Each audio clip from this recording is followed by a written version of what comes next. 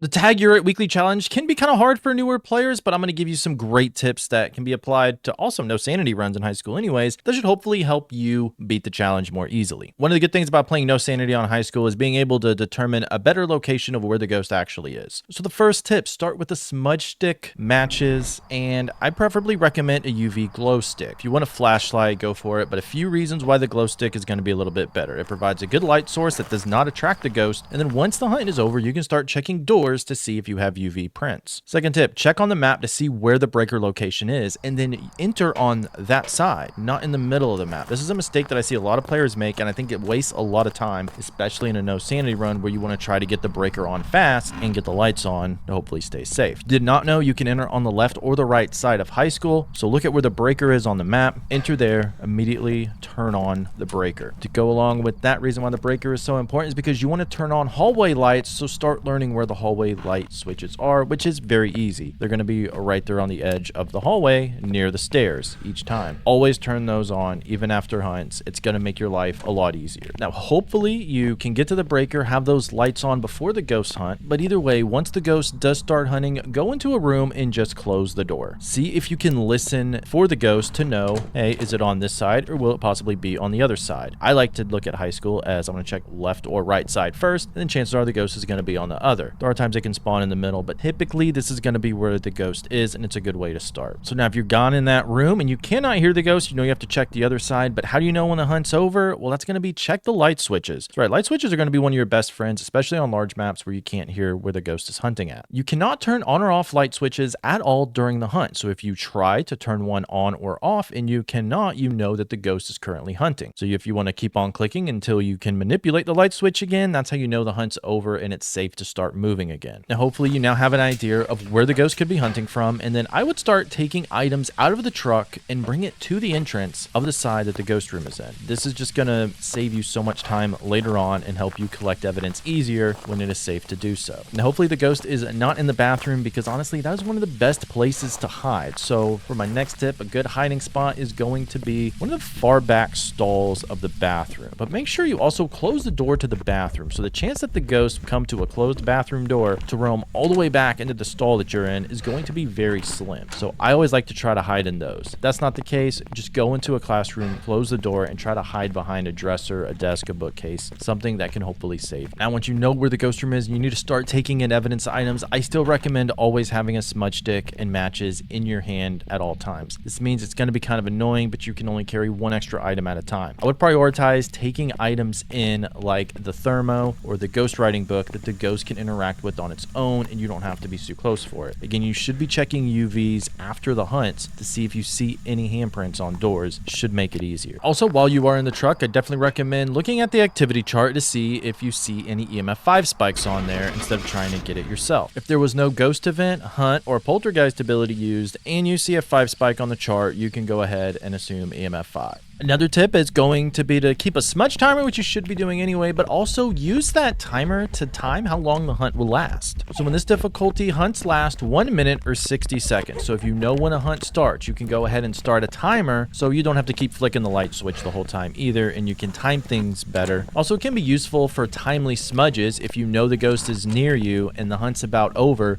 you can smudge it so you can take full effect of that minute and 30-second timer. It's going to be hard to kind of get evidence in this challenge, but if you click or tap the screen now, I'm going to show you exactly how you can eliminate ghosts during hunts by their traits, their abilities, and the footstep speed. And by with that, I have faith you guys can beat this challenge. Thank you all so much for watching. Happy hunting, and let's go learn about some ghost traits.